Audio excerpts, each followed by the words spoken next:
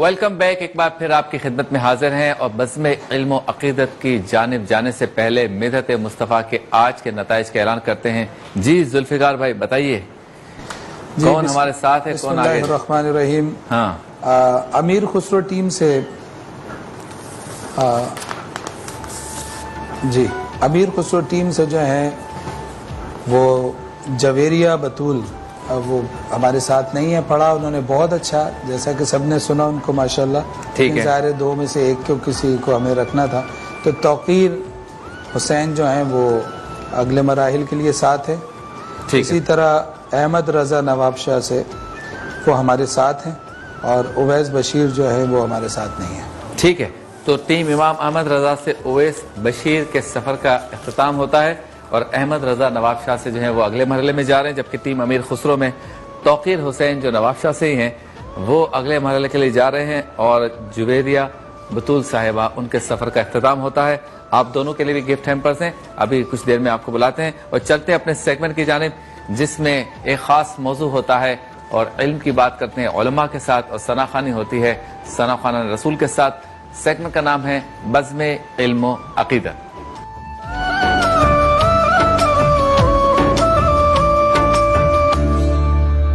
موجود ہے ہمارے ساتھ آپ کے، ہمارے، ہم سب کے محترم مکرم، ہم سب کے پسندیدہ، خوبصورت انداز میں گفتگو کرتے ہیں حضرت علامہ سید مظفر شاہ صاحب۔ السلام علیکم شاہ صاحب۔ وعلیکم السلام۔ اور ان کے ساتھ موجود ہیں ممتاز عالم دین علامہ نثار اجاگر صاحب، آپ کا بھی شکریہ۔ دو ثنا خواں موجود ہیں، ہمارے پیارے دوست محمد رضوان قادری صاحب اور وطن عزیز پاکستان کا بڑا نام جناب محمد ذوالفقار علی حسینی صاحب، آپ سب کا شکریہ کہ آپ تشریف لائے۔ آج کا موضوع ہے دعا کی فضیلت، اور ایک عام سا سوال ہے، اس سے آغاز کرتے ہیں، اور شاہ صاحب اسی پر ابتدائیہ دیں گے، پھر ایک سوال ہے جو موضوع سے ہٹ کے وہ انشاءاللہ کچھ دیر کے بعد کریں گے۔ سوال دعا کی فضیلت کے بارے میں یہ ذہن میں پیدا ہوتا ہے کہ کسی مریض کا آپریشن ہو رہا ہے، باہر اس کے رشتہ دار دعا مانگ رہے ہیں، اور دعا یہ مانگ رہے ہیں کہ اے اللہ اس کی جان بچ جائے، اس کا آپریشن کامیاب ہو جائے۔ تو سوال یہ پیدا ہوتا ہے کہ اگر سب کچھ اللہ تعالیٰ نے پہلے سے لکھ دیا ہے، ہونا وہی ہے جو لکھا ہوا ہے، تو پھر دعا کیوں مانگی جا رہی ہے؟ جی شاہ صاحب۔ اچھا، بسم اللہ الرحمن الرحیم، رب اشرح لی صدری ویسر لی امری واحلل عقدۃ من لسانی یفقہوا قولی۔ بڑا دلچسپ سوال کیا آپ نے کہ جب اللہ رب العالمین نے ازل سے تقدیر میں سب کچھ لکھ دیا ہے جی کہ اسے یہ چیز ملے گی کہ نہیں ملے گی، شفا ملے گی یا نہیں ملے گی، تو اگر یہ لکھ دیا ہے کہ ملے گی تو پھر دعا کی کیا ضرورت؟ صحیح۔ اور اگر یہ لکھ دیا ہے کہ نہیں ملے گی تو پھر دعا کی کیا ضرورت؟ صحیح۔ تو پھر میرا اس پر الزاماً جواب یہ ہو سکتا ہے کہ پھر کھانا کھانے کی بھی ضرورت نہیں، اس لیے کہ جب اللہ رب العالمین ازل سے یہ لکھ دیا ہے کہ ہمیں سیر ہم ہوں گے کہ نہیں ہوں گے، اور اگر ہم ہو جائیں گے تو پھر روٹی کھانے کی کیا ضرورت؟ صحیح۔ اور اگر نہیں ہوں گے تو پھر جناب جو ہے کہ پھر بھی کھانے کی کیا ضرورت؟ صحیح۔ جب اللہ نے لکھ دیا کہ سیر نہیں ہوں گے، سارے کام اسی طرح سے ہونے تھا، ٹھیک ہے۔ تو یہ بالکل اسی قسم کا، لیکن ہم اس کے باوجود صرف شفا نہیں ہے، کھانا پینا بھی تو اللہ نے لکھ دیا ہے کہ یہ پانی پیے گا تو اس کو پیاس بجھے گی کہ نہیں بجھے گی، تو اگر اللہ نے یہ لکھ دیا ہے کہ نہیں بجھے گی تو پینے کی کیا ضرورت؟ صحیح۔ اور اگر یہ لکھ دیا بجھے گی تو پھر پانی کی کیا حاجت؟ صحیح۔ تو دراصل اس میں اصل کانسیپٹ یہ ہے کہ اللہ رب العالمین جل وعلا نے تقدیر میں جس کے لیے شفا، جس کے لیے کامیابی، اور جس کے لیے سیر ہو جانا کھانے پینے سے، یہ اگر لکھا ہے تو پھر اللہ رب العالمین نے اس کو اسباب کے ساتھ لکھا۔ اچھا اچھا، کہ یہ کام کیا جائے گا تو اس کو یہ چیز مل جائے گی، یہ کام کیا جائے گا تو یہ چیز نہیں ملے گی۔ صحیح۔ تو لہٰذا یہ سوال جو ہوتا ہے دعا اس کا سبب ہے، صحیح۔ اور تقدیر کے بارے میں یہ ہے کہ اگر اس بندے نے یہ دعا کر دی تو اس کو شفا مل جائے گی، ٹھیک ہے۔ اور دعا نہیں کی تو نہیں دی جائے گی، یہ معلق ہے۔ صحیح۔ اور اگر اس نے نہیں، اس کی شفا نہیں تھی اور اس نے پھر بھی دعا کی تو دعا خود مستقل ایک عبادت ہے۔ صحیح۔ اس مریض کے لیے گناہ کفارہ بنے گی، اس مریض کے لیے ترقی مدارج بنے گی، اور جو دعا کر رہا ہے تو اس کے لیے معرفت الہی کا سب سے بڑا ذریعہ یہ بن گیا کہ وہ اپنے اللہ کو یاد رکھتا ہے، واہ۔ تو یاد الہی کا وہ ایک ذریعہ بن گیا اور رب کی طرف وہ مراجعت کر رہا ہے ایک۔ اور پھر اگر بظاہر اس کو یوں لگ رہا ہے کہ میری دعا قبول نہیں ہو رہی، اس پر وہ صبر کر رہا ہے کہ نہیں اللہ رب العالمین ہی سننے والا تھا، تو اس پر ایک اور اجر اس کو مل رہا ہے۔ اور پھر اگر وہ یہ سمجھ رہا ہے کہ دنیا کے اندر اس کے نتائج مرتب نہیں ہو رہے تو پھر حدیث پاک میں حضور نے فرمایا کہ پھر یہ دعا کے کلمات جو نکلیں یہ تو شے آخرت بن رہا ہے. کل قیامت کے دن جب اس کے اعمال کو تولا جائے گا تو یہی چیز اس کے لیے نیکیاں بن کر آئے گی اور تعجب کرے گا کہ میرے تو ساری نیکیاں ختم ہو چکی, یہ کہاں سے آئی؟ اچھا, تو اللہ رب العالمین کی جانب سے فرشتے اس کو کہیں گے کہ دراصل یہ جو تو نے اللہ سے مستقل اور مسلسل التجائیں کی تھی وہ نیکی کا توشہ تیرے رکھ دیا گیا تو تیرے لیے شامل کر دیا گیا. صحیح. تو آپ دیکھیں دعا ہر طریقے سے خیر ہے. تو یہ سوال کرنا بالکل عجیب سا ہے کہ دعا اگر اللہ رب العالمین نے شفا نہیں رکھی ہے تو پھر دعا کرنے کی کیا ضرورت, اور رکھی ہے تو پھر دعا کرنے کی کیا ضرورت ہے؟ تو یہ کھانے پینے کے اندر ہی بھی ہو سکتا ہے, ہر چیز میں ہو سکتا ہے. تو یہ جو دینا ہے یا نہیں دینا ہے وہ اسباب کے ساتھ, اور جو یہ چیز ملے گی شفا ملے گی تو اس سبب کے ساتھ ملے گی, کیونکہ عالم اسباب ہے. اللہ رب العالمین جل وعلا نے اپنی تاثیر خیر کو یا تاثیر شر کو وہ اللہ رب العالمین نے مرتب کیا ہے, مربوط کیا ہے, شامل کیا ہے وہ اسباب کے ساتھ کہ شفا اللہ دے گا, دوائی کو سبب بنائے گا. ٹھیک ہے. پیاس اللہ بجھائے گا, پانی کو سبب بنائے گا. بارش اللہ برسائے گا, بادل کو سبب بنائے گا, کیونکہ عالم اسباب ہے. کوئی چیز بغیر اسباب کے نہیں ہوتی. اب یہ نہیں کہ اللہ رب العالمین اپنی تاثیر خیر کو دینے میں اسباب کا محتاج ہے, معاذ اللہ, نہیں. یہ اس کا ایک قانون و قاعدہ ہے. کبھی وہ چاہتا ہے تو بغیر سبب کے عطا فرماتا ہے, جس طرح جلانے کے لیے جو ہے وہ آگ سبب ہے, لیکن اللہ رب العالمین چاہے تو اسی آگ کو حضرت ابراہیم کے لیے گلزار بنا دے. کیا بات. تو یہ تمام چیزیں, تو وہ جو ملنے والی چیز ہے وہ اسباب کے اندر ہے, اور اللہ سے تقدیر کو طلب کرنے کا سب سے بڑا سبب دعا ہے. ٹھیک ہے. اچھا, اسی طرح کا ملتا جلتا سوال یہ ہے کہ رب تعالی ہمارے دلوں کو جانتا ہے, دلوں کے حال کو جانتا ہے, جو کچھ ہم کرنے والے ہیں اس کو جانتا ہے. یہ ساری چیزیں رب کے علم میں ہے. ٹھیک ہے.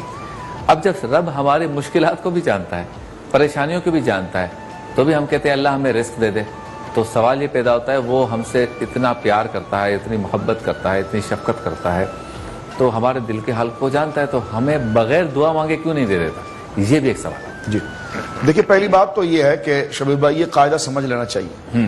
کیوں نہیں دیتا, کیا کرتا, یہ ایسی کی چیز کیوں ہے ایسی, تو اس کی حکمت تلاش کرنا سب سے پہلا قانون شریعت یہ کہ بندے کا کام نہیں. ٹھیک. انسان اگر اللہ رب العالمین جل وعلا کے احکام کے پیچھے اس کی حکمتیں تلاش کرتا پھرے, اس کی وجہ علتیں تلاش کرتا پھرے, تو وہ گمراہ ہوگا, وہ اس چیز کا مکلف نہیں. ٹھیک ہے.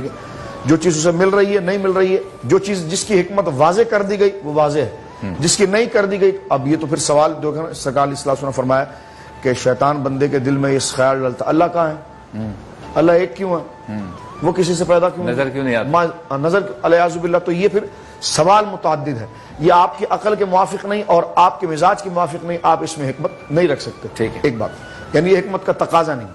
اب دوسری بات یہ جو آپ کے سوال کا جو رب بن رہا ہے کہ کیوں اللہ رب العالمین جب جانتا ہے تو پھر اللہ رب العالمین بغیر دعا کے کیوں نہیں عطا فرماتا؟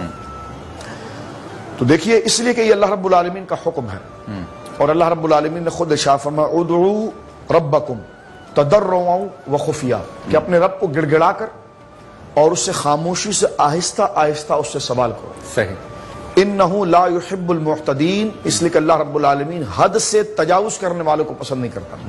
یہ جو سوال بنتا ہے نا یہ حد سے تجاوز کا ہے. صحیح. ٹھیک ہے, کیوں ہے کیا ہے, تو اس کو تو اللہ پسند. ایک تو دعا کے اندر ایسے جملے نہ ہو جو حد کو تجاوز کرے, ایک اللہ رب العالمین جل وعلا کے لیے نظریہ اور عقیدہ وہ نہ رکھا جائے جو حد سے تجاوز کرے. صحیح. اس لیے کہ میں نے اور آپ نے اگر اپنی مرضی سے اللہ کو ماننا ہے اور اپنی مرضی سے اللہ کے لیے قاعدے قواعد بنانے ہیں تو پھر قرآن کیوں اتارا گیا, صحیح, پھر نبی کیوں بھیجے گئے؟ دراصل پہلی بات بھی عبادت پر چل رہی تھی. ہم اپنی عقل اپنی بساط سے براہ راست اللہ رب العالمین کا عرفان کما حقہ حاصل نہیں کر سکتے.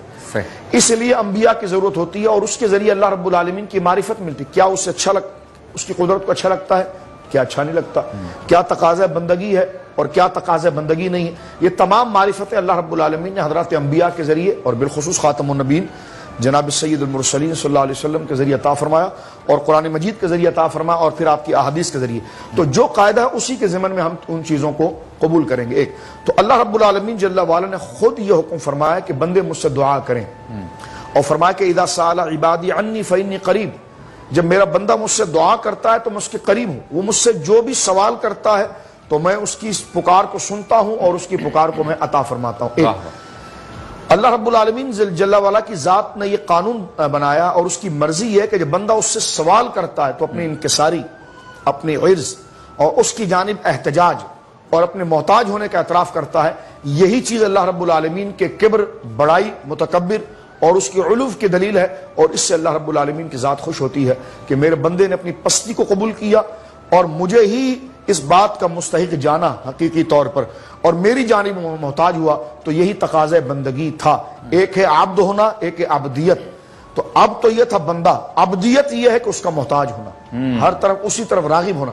تو بندہ چاہیے کہ وہ اپنی عبدیت کو بیدار کرے، کہ اسی کی بارگاہ میں وہ محتاج ہو، اسی کی بارگاہ میں وہ ملتجی ہو، اسی کی بارگاہ میں وہ سوالی بنے۔ تو جب بندہ اس انداز میں اس کی کبر، اس کی بڑائی اور اس کی بلندی کو قبول کرتا ہے تو یہ تقاضۂ بندگی انسان ادا کرتا ہے۔ اگر یہ چیز ہٹا دی جائے تو پھر بندگی کا تقاضا کیا رہ جاتا ہے، سوال کا تقاضا کیا ہے؟ تو یہ سراسر گویا کہ عبادت ہے، اور یہ اللہ رب العالمین جل وعلا کا حکم ہے، اور اس کی یہ تعمیل کی جاتی ہے، اور اسی طرز پر تمام چیزیں عطا کی۔ مثلا اگر آپ بھی دیکھیں، آپ اپنے بچے کو ہی دیکھ لیں بلا تشبیہ، کیا آپ کو پتا ہے کہ اس کو یہ حاجت موجود ہے؟ آپ بغیر اس کی حاجت کے دے دیں، یہ معاملہ ہو رہا ہے، اور وہ اگر آپ کے سامنے آ کر خود آپ کو لاڑ سے بولے کہ نہیں مجھے یہ دے دو، تو آپ کا دل کتنا خوش ہوتا ہے کہ نہیں اب میں اس کو یہ چیز دے دیتا ہوں۔ تو بلا تشبیہ کہ بندہ جس سے محبت کرتا ہے، چاہتا ہے کہ وہ مجھ سے میری حیثیت کو جانے، میرے مرتبے کو جانے۔ تو جب بندہ بندے کے ساتھ یہ تعلق رکھتا ہے تو اللہ رب العالمین جل وعلا کی قدرت بھی پھر اسی بندے کے اندر جو موجود احساس عبدیت اور اس کی فطرت کا تقاضا ہے، قدرت اس کو اجاگر کرنا چاہتی ہے، اور چاہتی ہے کہ بندہ اس طرف آئے اور سوال کرے۔ سوال کرنے سے اس کی کوئی ہتک نہیں، اصل جب یہ رب کو یاد کرتا ہے تو خود پرسکون ہوتا ہے۔ اچھا، تو اس کا مطلب میں یہ سمجھوں کہ رب تعالیٰ اس بات کو پسند کرتا ہے کہ بندہ اس کے سامنے آنسو بہائے، آہیں اور سسکیوں کے ساتھ سرو سجود جی بالکل، یہ بھی، اور یہی بندے کے لیے خود طمانیت کا ذریعہ ہے۔ در در کی ٹھوکریں کھا کر اگر وہ رب کی طرف ہی آتا ہے اور پرسکون ہونا چاہتا ہے، اور اپنے آپ میں خوددار ہونا چاہتا ہے، اپنی حریت کو اور اپنی آزادی کو پانا چاہتا ہے، تو وہ اللہ رب العالمین کی بارگاہ میں، جیسے قرآن نے سورہ زمر میں کہا، دیکھیں اس زمانے میں شبیر بھائی یوں ہوتا تھا نا، غلام فروخت ہوتے تھے، یعنی اسلام نے غلام نہیں بنائے، اسلام نے تو ایسے کفارے اور ایسے گویا کہ سلسلوں کو رکھا کہ جس کے ذریعے غلام آزاد کیا جائے اور انسان اپنی اصل آزادی کی طرف آ جائے۔ لیکن شروع سے چلا آتا تھا کہ جب ایک قبیلہ دوسرے قبیلے سے جھگڑا کرتا یا ایک قوم دوسرے قوم سے جھگڑا کرتی تو اس کے مرد، اس کے بچے جو گرفتار ہو کر آتے تھے تو ان کے مردوں کو غلام بنا لیا جاتا تھا، عورتوں کو باندی بنا لیا جاتا تھا۔ اب اسلام جب آیا تو اسلام کے دور سے یہ چلا آ رہا تھا، تو اب دیگر اور چیزوں کی اصلاح کے ساتھ ساتھ اس کو اسلام نے اسی طریقے سے چلایا، لیکن اس کے اچھے احکام کو اسلام نے گویا کہ بیان کر دیا، اور آخر میں حال یہ ہوا کہ اس کی آزادی کے سلسلے کو اسلام نے شروع کیا اور وہ تمام چیزیں آزاد ہوتی رہی۔ اب آپ کا وہ سوال کہ اللہ رب العالمین جل وعلا اس چیز کو پسند کرتا ہے، شاہ صاحب اس کا جواب بعد میں لے لیتے تاکہ جو ہے نا وہ تسلسل نہ ٹوٹے۔ آپ سے ملاقات ہوتی ہے مختصر سے وقفے کے بعد۔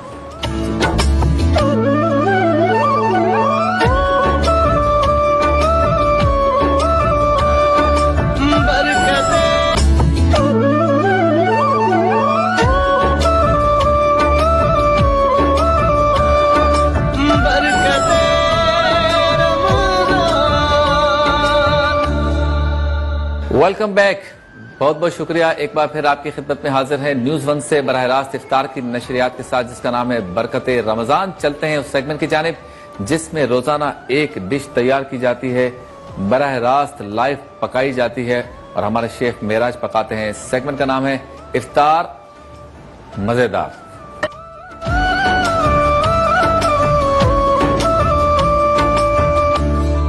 وعلیکم السلام۔ دال لگ رہی ہے، دال آج جی آج دال بڑا مال جس کو بولتے ہیں، دال بڑا مال ایسا بھی بولا جاتا ہے۔ اچھا مہنگی بہت ہو گئی ہے نا، تو امیروں کی ڈش ہو گئی۔ جی بالکل۔ اچھا آج ہم کہتے تھے ہم بس دال چاول پہ گزارا ہے، اب تو کہتے ہیں دال پکی ہے۔ جی بالکل۔ ہاں جی، اچھا دال مکھنی ہم بنا رہے ہیں، اس میں مکھن ڈلے گا، اور اس کے میں ریسیپی تھوڑی سی بتا دیتا ہوں۔ جی جی بتائیے۔ دال ہم نے بوائل کر لی ہے، یہ دیکھ سکتے ہیں، اور اس کے ساتھ میں ہم نے بھگار بنانا ہے۔ اس کے لیے یہ چیزیں جو چاہیے ہمیں، زیرہ، میتھی دانہ، ثابت لال مرچ، لہسن، ہری مرچیں، اور اس کے علاوہ کری پاؤڈر ڈالیں گے ہم، ٹھیک ہے، اور کٹی ہوئی مرچیں، نمک، ٹھیک ہے، اور ادرک لہسن کا پیسٹ۔ یہ ہم اس میں بھگار بنائیں گے، ساتھ ساتھ پھر اس کو ہم اس میں ڈالیں گے۔ ابھی آپ نے سمپل پانی کے اندر اس کو ڈالا؟ جی اس کو ابال لیا، اس کے اندر ہم بھگار بنا کے ایڈ کر دیں گے تو اس میں مسالے سب اس میں آ جائیں گے۔ ٹھیک ہے، آپ کام کا آغاز کریں، آپ کو دکھاتے ہوئے۔ کوئی مشروب ہے آج؟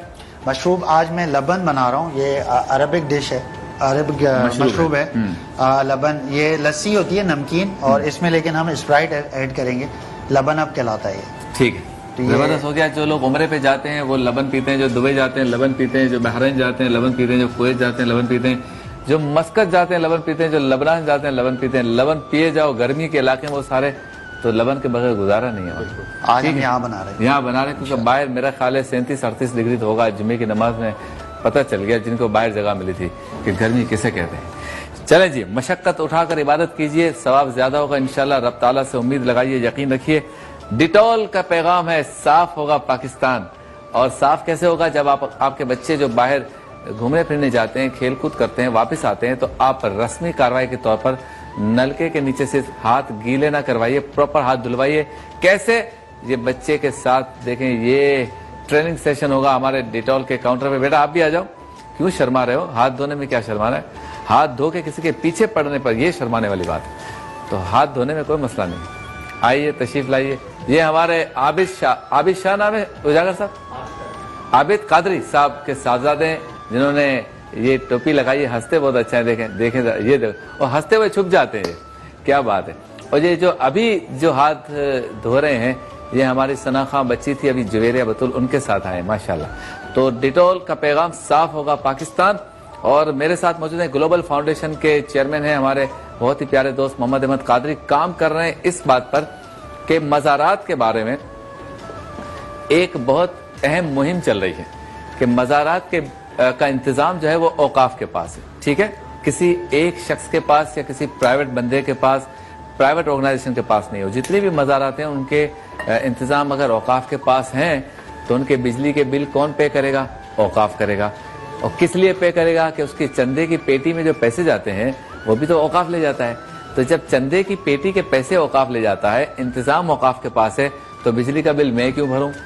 और अगर मैं वहां फातिहा पढ़ने आता हूं तो मुझे तो फिर लाइट चाहिए। तो या तो आप इंतजाम भी हमें दे दें, चंदा भी हम ले लें और फातिहा भी हम पढ़ें। ये क्या बात है कि हम जायरीन आए तो आपको चंदे की पेटी में जो पैसे हैं वो भी औकाफ ले जाएगी, इंतजाम भी औकाफ संभालेगा, और लाइट नहीं है तो औकाफ कहते हैं हम क्या करें? तो ऐसे तो नहीं चलेगा, ऐसे नहीं चलेगा। अहमद कादरी साहब काम कर रहे हैं, कहां तक पहुंचा आपका काम, जरा बताइए डिटेल। बिस्मिल्लाहिर्रहमानिर्रहीम। सबसे पहले तो ये कि कराची में तकरीबन औकाफ के अंडर में तकरीबन 28 मज़ारात हैं, ठीक है, और 32 मसाजिद हैं। कुछ प्राइवेट मज़ारात भी हैं जो अहले इलाके की कमेटियां संभालती हैं। अच्छा, औकाफ के जो अंडर में मज़ारात जो आते हैं वो बड़े मज़ारात में हज़रत अब्दुल्ला शाह गाजी क्लिफ्टन में वाक़, नूरी शाह बाबा टीनटी पर, और गायब शाह बाबा, हज़रत कुतुब आलम शाह बुखारी जामा किलौत, इसके अलावा मंगो पीर, इसके अलावा दीगर मज़ारात। ये तकरीबन मसाइल जो इलेक्ट्रिसिटी के चल रहे हैं वो 2013-2014 से चल रहे हैं। अभी तकरीबन मज़ारात के बिल 2.5 करोड़ तक पहुंच चुके हैं। ये 2.5 करोड़ बिल ड्यू है, ड्यूज है, और तकरीबन हर हफ्ते ये मज़ारात की बिजली काटी जा रही है। अभी भी हम मुसलसल 2-3 महीने से हम इनको नोटिस भी भेज रहे हैं, अदालत में भी हमारा ये मसला चल रहा है, लेकिन कोई तवज्जो नहीं दी जा रही है। अभी जैसे एक ही दरगाह का मैं आपको बताता चलूं, मंगो पीर में दरगाह जो है उसका बिल तकरीबन 1 करोड़ 19 लाख रुपए हो चुका है। अच्छा, हजरत अब्दुल्ला शाह गाजी का बिल रिसेंटली 25 लाख रुपए हो चुका है। हालांकि इतना चंदा जमा होता है, इतना किराया आता है, आप हैरत आपको होगी कि ये मज़ारात पे जो ठेके दिए जाते हैं, चप्पल के, फूलों के, चादरों के, पार्किंग के, दुकानें भी होती हैं। जी बिल्कुल। देखें, सबसे पहले तो ये कि ये चंदे के पैसे आते हैं जो पेटियों में डाले जाते हैं, वो एक तादाद है जो पब्लिक जो डालती है, सोने के जेवरात तक डाले जाते हैं। अच्छा। मन्नतें पूरी होती हैं तो डालते हैं, मन्नत जब मानी जाती है, मांगी जाती है, तब डाले जाते हैं, तो पैसे भी डाले जाते हैं। ये पैसे निकलते हैं, फिर दुकानों का किराया, जगहों का किराया, फ्लैट का किराया, दीगर प्रॉपर्टीज का किराया, फिर इसके अलावा जो ठेके मज़ारत पे दिए गए, पार्किंग वगैरह, पार्किंग, जैसे आप चप्पल का ठेका आप देखें, अब्दुल्ला शाह गाजी मज़ार पे चप्पल का एक ठेका 30 लाख रुपए सालाना, आलम शाह बाबा के मज़ार पर चप्पल का ठेका 12 लाख रुपए, इस तरह लाखों में ठेके दिया। आपको हैरत हो गई, पार्किंग का ठेका अब्दुल्ला शाह गाजी पे 40 लाख रुपए सालाना है। तो इतनी आमदनी हो रही है, किराया आ रहा है, चंदे का पैसा बिल क्यों नहीं पे? बिल पे नहीं, फिर इसके बाद गवर्नमेंट भी इनको बजट देती है ना। मज़ारात के मसले तो सॉल्व नहीं, सिर्फ इलेक्ट्रिसिटी का मसला ही नहीं है, सिक्योरिटी कुछ नहीं है। आप देखें 9 तारीख को भी वाकया हुआ, 9 मई को लाहौर में दाता दरबार में, इसके बावजूद भी आप आज भी आप चले हैं मज़ारात पे, बड़े बड़े मज़ार पे, अब्दुल्ला शाह गाजी के अलावा किसी मज़ार पे कोई सिक्योरिटी के इंतजाम नहीं है। कोई भी बड़ा हादसा पेश आ जाता है तो इसका जिम्मेदार कौन होगा? सही सवाल। साहब क्या कहेंगे? शाह साहब आप भी थोड़ा सा मुतहरिक हुए थे इसमें और अभी भी आप बात करते हैं इस पर, क्या करें? हुकूमत को किसी बात को समझाने के लिए क्या जरूरी है कि सड़कें बंद की जाएं, एहतजाज किए जाए, धरने दिए जाएं? सिंपल बात है, अच्छे तरीके से उलमा भी समझा रहे हैं, ये फाउंडेशन भी काम कर रही है और भी साथी काम कर रहे हैं, क्यों नहीं समझ में आ रहा? बिस्मिल्लाहिर्रहमानिर्रहीम।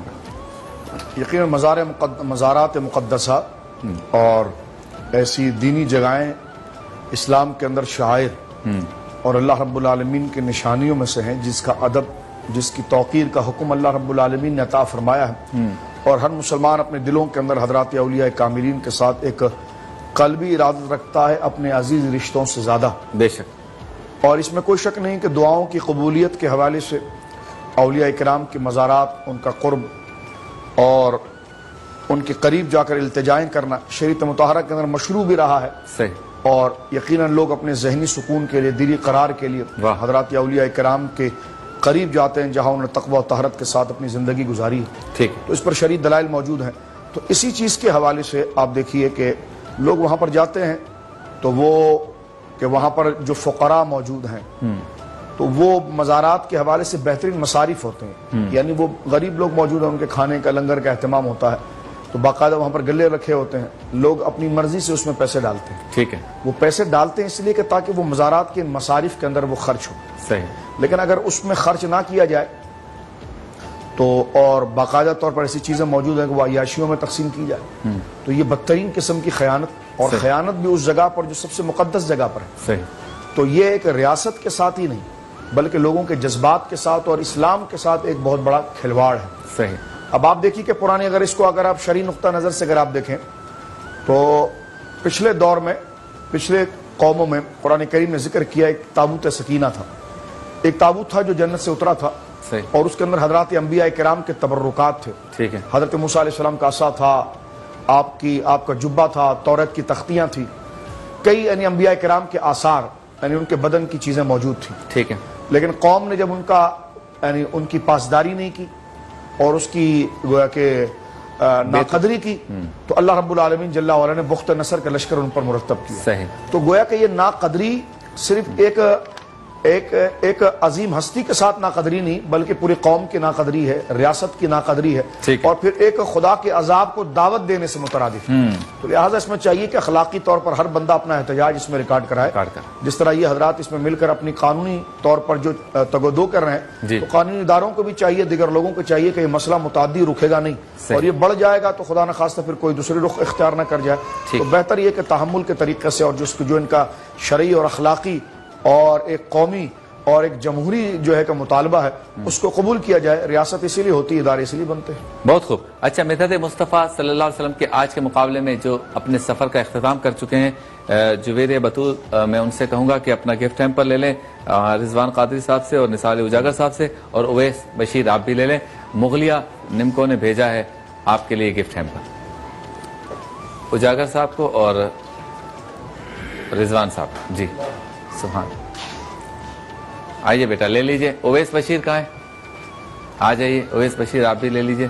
سبحان، ماشاء اللہ۔ ایسے شاہ صاحب، جو بچے مقابلے سے باہر ہو جاتے ہیں بظاہر، ان کے لیے کوئی جملہ اچھا سا ہمت بندھے، جرت اور آئے، طاقت آئے، توانائی آئے، جوش بڑھے کہ کام کو جاری رکھنا ہے؟ جی بالکل، یہ تو بہت بڑی سعادت ہے حضور علیہ السلام کے مدح سرائی کرنا، سرکار دو عالم صلی اللہ علیہ وسلم کے وصف کو بیان کرنا، یہ تو اللہ رب العالمین جل وعلا کی سنت ہے۔ صحیح۔ اور سرکار دو عالم صلی اللہ علیہ وسلم کو فرمان ہے کہ میرا مومن غلام یجاہدون بسیفی ولسانہ، کہ وہ میرے مرتبے کا دفاع تلوار کے ساتھ بھی کرتا، اپنی زبان کے ساتھ بھی کرتا ہے۔ یہ تو اللہ رب العالمین کا بہت بڑا کرم ہے کہ آپ کو اللہ نے توفیق دی کہ آپ کو نعت سے محبت ہوئی، سبحان اللہ، اور آپ اس کو پڑھنے کے لیے آئے، تو اب آپ کو چاہیے کہ اتنا بڑا منصب آپ کو ملا ہے تو گرتے ہیں شہ سواری میدان جنگ میں، کیا بات، وہ طفل کیا گرے جو گھٹنوں کے بل چلے، کیا بات۔ تو لہٰذا اگر یہ چیز آپ کو ملی تو مزید اس کو آپ اہتمام کے ساتھ، تیاری کے ساتھ کریں، اور یہ شکست نہیں ہے بلکہ آپ کے لیے ایک تنبیہ ہے کہ آپ مزید اپنے آپ کو میچور کر کے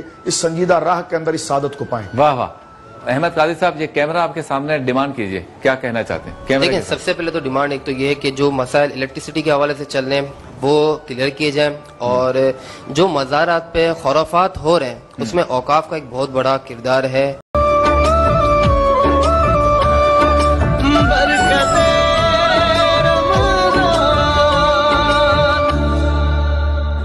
خوش آمدید، ایک بار پھر آپ کی خدمت میں حاضر ہیں، اور دال مکھنی تیار ہو رہی ہے، ہونے والی ہے، ہو چکی ہے، کیا ہوا ہے؟ ہو چکی ہے، ہو چکی ہے، بس اب ہم نے سرو کرنا ہے۔ تبدیلی آ نہیں رہی؟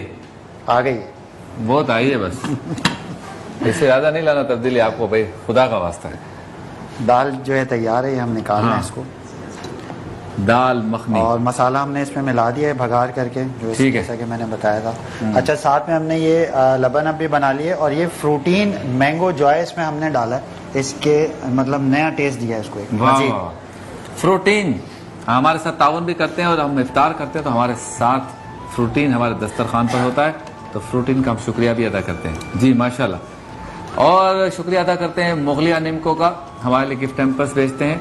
اور ساتھ ساتھ شکریہ ادا کرتے ہیں سیبروسو کا 100% حلال چکن, اور کرشی جامع شیری کا ہمیشہ شکریہ ادا کرتے ہیں. کرشی کا کاؤنٹر کھل گیا ہے, ہمارا کرشی کا شیر نظر آ رہا ہوگا آپ کو, یہ دیکھیں, یہ دیکھیں, عید کے کپڑے لے آیا ہے, بال عید کی چاند رات کو کٹوائے گا. یہ روز میں بتاؤں گا تاکہ جہاں جہاں آپ کو یہ ملے آپ نے چیک کرنا ہے کہ بال اس نے کٹوائے نہیں کٹوائے.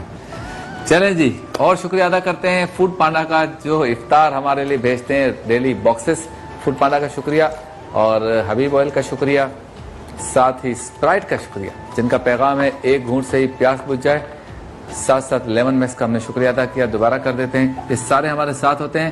اور جے ڈاٹ کا شکریہ, جو ملبوسات بھیجتے ہیں پاکستانی ثقافت کے عین مطابق, شلوار قمیص اور ویسٹ کوٹس میں زیب تن کرتا ہوں جے ڈاٹ کی, اور آپ بھی زیب تن کریں عید کے دن جے ڈاٹ کی. یہ دیکھیں دال مکھنی کا کلر دیکھیں, واہ واہ واہ. اور یہ 7 روٹیاں, روٹیوں کے اوپر ایک پھول ہے, یہ لگ رہا ہے پھول ہے لیکن یہ پھول نہیں ہے, نیچے ٹماٹر ہے, اس کے اوپر جو ہے وہ پیاز ہے, اور اس کے بیچ میں جو ہے مرچ ہے. آپ کو لگے گا یہ پھول ہے. یہ پھول دکھاؤ بیٹا ذرا, یہ, لیکن یہ وہ پھول نہیں ہے کسی کو برتھ ڈے دینے کے لیے چلے جاؤ, وہ مارے گا آپ کو کہ یہ پھول دیا ہے ٹماٹر پیاز اور مرچ والا. دیکھیں جی, سبحان اللہ, تو کہتے ہیں اللہ کی نعمت ہے ماشاءاللہ.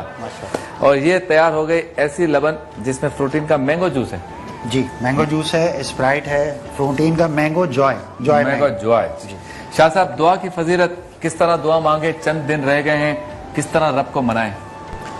دیکھیے, اللہ رب العالمین جل وعلا نے خود دعا کے طریقے کو ذکر فرمایا کہ تضرعا و خفیہ, کہ اپنے رب سے جو ہے وہ گڑ گڑا کر دعا کرو, اور آہستگی کے ساتھ اللہ رب العالمین سے دعا کرو. صحیح.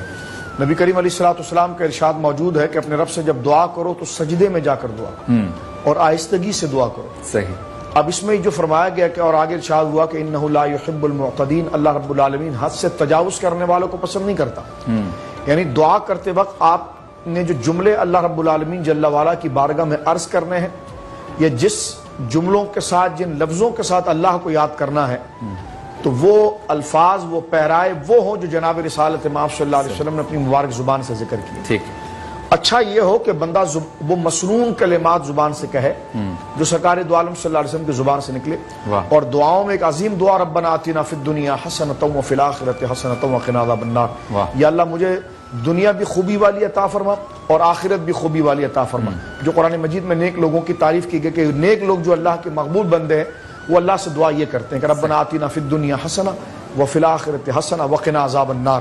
یا اللہ مجھے دنیا بھی اچھی عطا فرما اور آخرت بھی اچھی عطا فرما, اور اپنے عذاب سے مجھے محفوظ فرما. ایک بات, حضور علیہ الصلوۃ والسلام کا ایک اور ارشاد موجود ہے, سرکار فرماتے ہیں کہ کیا میں تمہیں یہ نہ بتاؤں کہ تمہاری عمر جس سے بڑھ جائے؟ اچھا. کیا میں تمہیں ایسی چیز نہ بتاؤں جس سے تمہارا رزق بڑھ جائے؟ فرمایا وہ دعا کی کثرت ہے.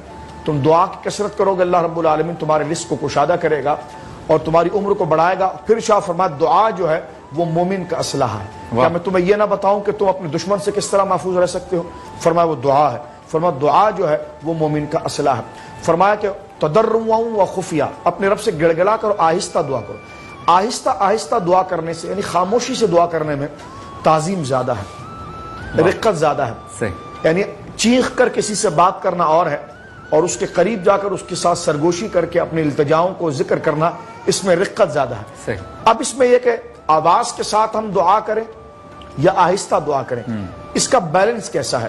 تو اس میں حضرات صوفیہ یہ فرماتے ہیں کہ اگر آپ کو آواز کے ساتھ دعا کرنے کے اندر خود نمائی پیدا ہوتی ہے, ریاکاری پیدا ہوتی ہے, توجہ اللہ کی بجائے لوگوں کی طرف جاتی ہے کہ لوگ میرے کلمات کی تعریف کریں گے, میری آواز کی تعریف کریں گے, میرے رونے اور گڑگڑانے کی تعریف کریں گے, تو اس سے بہتر یہ تھا کہ پھر تم آہستہ دعا کرتے, کیونکہ دعا جو ہے وہ اللہ رب العالمین جل وعلا سے کی جائے گی. لیکن اگر ایسا ہے کہ اتنی آواز سے اگر آپ دعا کریں کہ آپ کے ساتھ اجتماع موجود ہے کہ دعا کے کلمات ان تک پہنچ جائے اور ان کی ترجمانی آپ کر دیں اور آپ کے کہنے پر وہ آمین کر دیں, تو اس کی شرعاً بالکل اجازت ہے. سرکار علیہ السلام کا ایک دفعہ گزر ہوا تو آپ نے دیکھا کہ حضرت ابوبکر صدیق رضی اللہ عنہ اللہ کا ذکر کر رہے ہیں اور بہت خاموش ہیں، اور حضرت عمر جو ہیں وہ بہت زور سے کر رہے ہیں. اچھا. تو سرکار نے حضرت عمر سے پوچھا کہ تم اتنے زور سے کیوں کر رہے ہو؟ انہوں نے کہا میں جو غافل لوگ ان کو بیدار کر رہا ہوں. صحیح. تو سرکار نے فرمایا کہ پھر اس آواز کو تھوڑا سے کم کر دو، اور حضرت ابوبکر سے فرمایا اپنی آواز کو تھوڑا سے اٹھا دو. تو گویا کہ یہ ذکر جو ہے وہ خفی، یہ بھی شریعت مطہرہ کے اندر محبوب ہے، اور ذکر بالجہر جو اتنا گلا پھاڑ کرنا ہو لیکن متوسط طریقے کے ساتھ ہو، اس کو بھی شریعت مطہرہ نے لکھا. لیکن یہ کہ آپ کی نیت پر منحصر ہے کہ آپ کا دل کس ذکر کے ذریعے، کس انداز کے ذریعے اللہ کی طرف راغب ہو. سبحان اللہ. جی رضوان بھائی کلام پیش کریں، پھر لاہور کے کاؤنٹ ڈاؤن کی طرف جائیں گے. نعت سرکار کی پڑھتا ہوں میں، بس اسی کام سے گھر میں میرے رحمت ہوگی. مولا تیرا نام وسیلہ ہے میرا،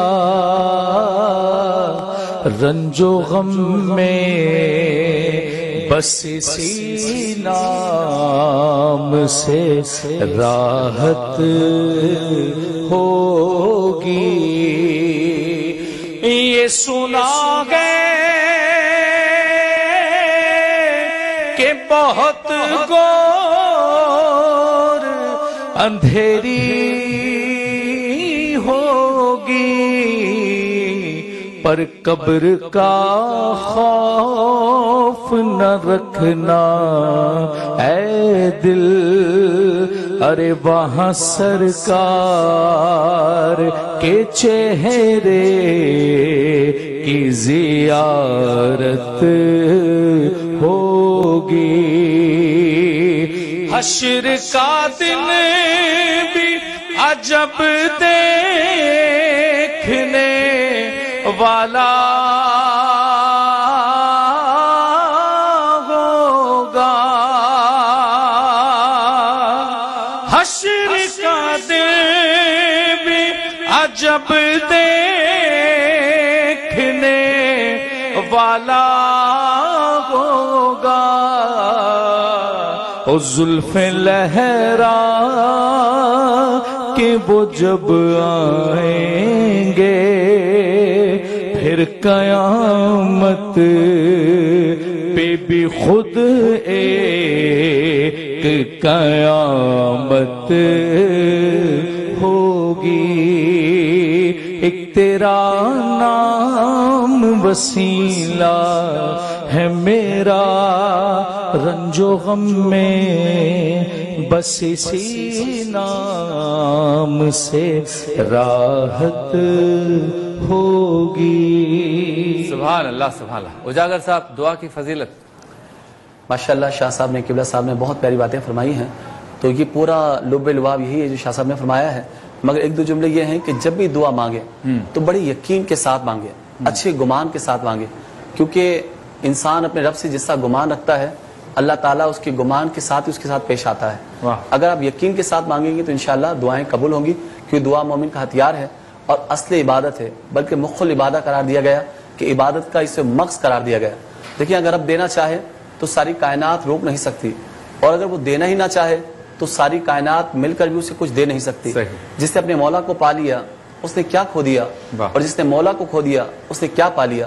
تو تنہائی کے اندر، خلوتوں کے اندر گڑ گڑا کر، کبھی آپ کی داڑھی مبارک، کبھی آپ کے چہرے پر آنسو کی چادر ہو، آپ مانگے، اس سے مانگے. دیکھیں دنیا سے مانگتے ہیں نا تو ہمارے لیے باعث عار ہے، مگر رب سے مانگنا ہمارا فخر ہے، ہمارا اعزاز ہے. اپنے رب سے نہیں مانگیں گے تو کس سے مانگیں گے؟ تو جب دنیا نہ سنے صرف اپنے رب سے مانگے تو انشاءاللہ آپ کے سارے کام بنتے چلے جائیں گے. اچھا شاہ صاحب، کیا اس وقت کے حالات کے مطابق قوم کو، ہماری ملت کو، پاکستانی قوم کو اپنے کاموں کے علاوہ رب سے اور کیا دعا مانگنی چاہیے بینگ اے قوم؟ دیکھیے اللہ رب العالمین جل والا سے رجوع کرنا چاہیے استغفار کے ساتھ. حضرت مولا امام حسن مجتبی رضی اللہ تعالیٰ عنہ کے پاس مختلف التجائیں لے کر لوگ آئے. اچھا. ایک نے کہا کہ میرے گھر بیٹے کی ولادت نہیں ہوتی. صحیح. آپ نے فرمایا اللہ سے معافی مانگو. ایک نے کہا کہ میرے گھر اولاد ہی نہیں ہے، فرمایا اللہ سے معافی مانگو۔ ایک نے کہا کہ میں محنت مشقت بہت کرتا ہوں لیکن میری کھیت پھل نہیں دے پاتی، اچھا، فرمایا اللہ سے معافی مانگو۔ ایک نے آ کر کہا کہ حضور ہمارے علاقے میں بارش ہی نہیں ہوتی، تو کہا اللہ سے معافی مانگو۔ صحیح۔